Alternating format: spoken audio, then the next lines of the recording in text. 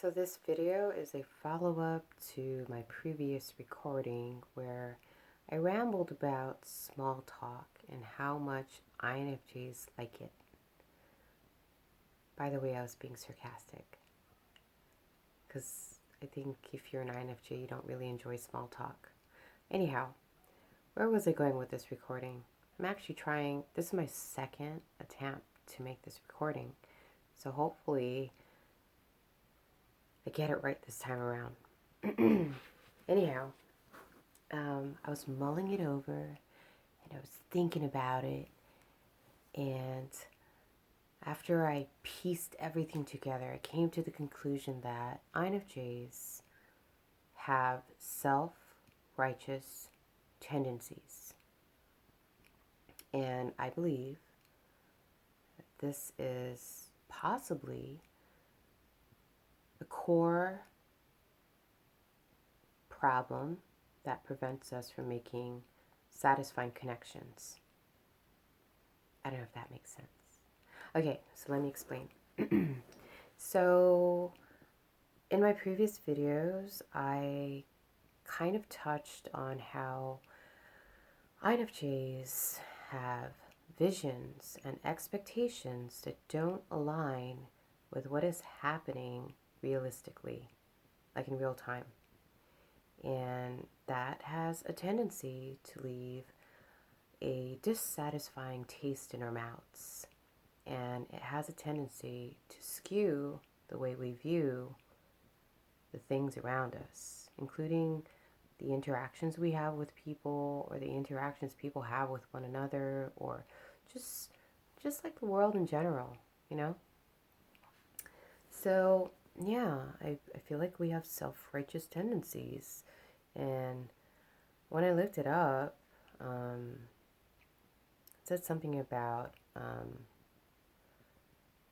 I don't know, I think it attributes to why we feel isolated and we feel detached, we feel disinterested,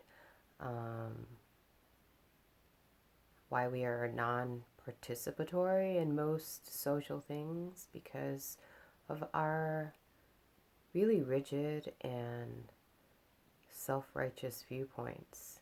Because I think, okay, if we were to be brutally honest with ourselves without condemning ourselves, brutally honest though, I think you have to be brutally honest with yourself in order to be able to unearth problematic things in yourself that really need you to attend to them. Does that make sense? You know what I mean? Like if you can't be honest with yourself, like brutally honest, you can't really unearth issues within yourself, and you can't attend to it because you're not even aware of it, because you're not willing to admit to it. So, yeah, we're self-righteous. We think that things should be a certain way.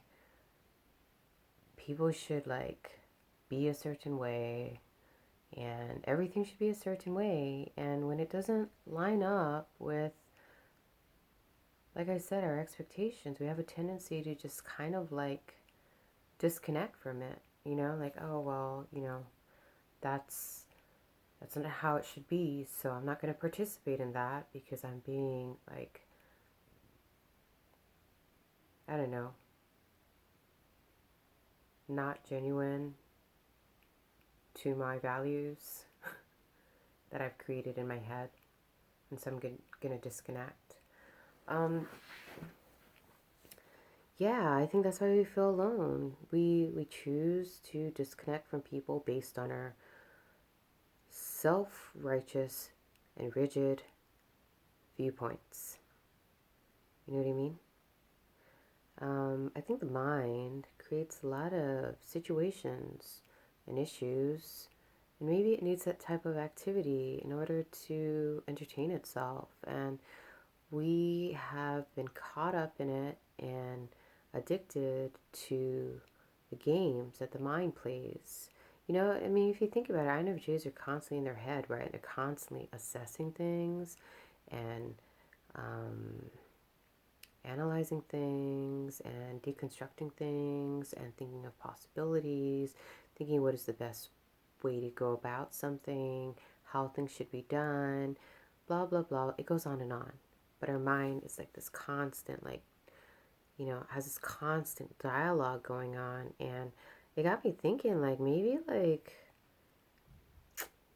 our mind has been controlling us instead of us using the mind as a tool that actually does constructive things. I feel like we're letting this mind just kind of like create more scenarios and more assessments and more like judgments and more analyzations. It just never ends. How about you put this off to the side for a bit, just kind of observe things in reality and accept it just the way it is, without having to try to change it or fix it or analyze it or assess it. You know what I mean?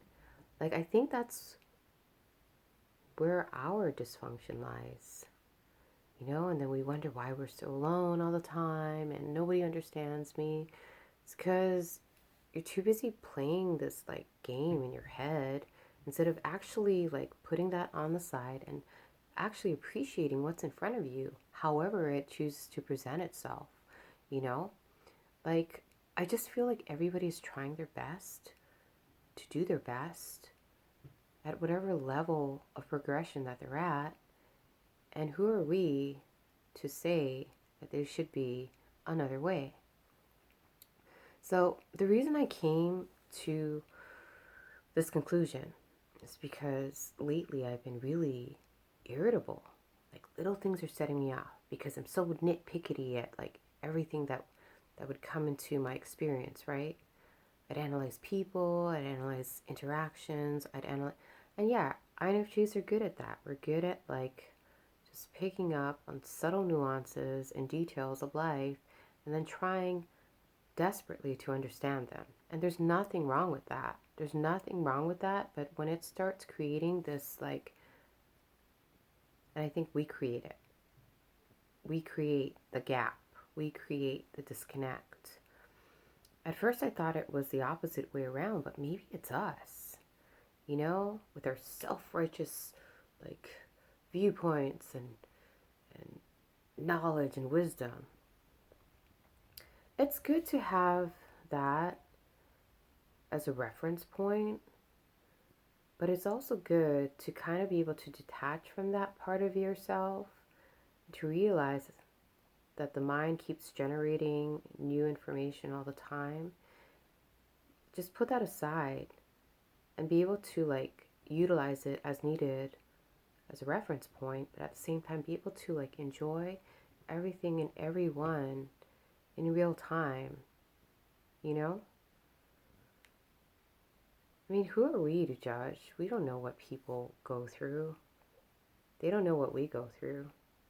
I think like we've been trying so hard to evolve and advance and enhance and deconstruct and reconstruct that we miss like a really like important point of it all, you know?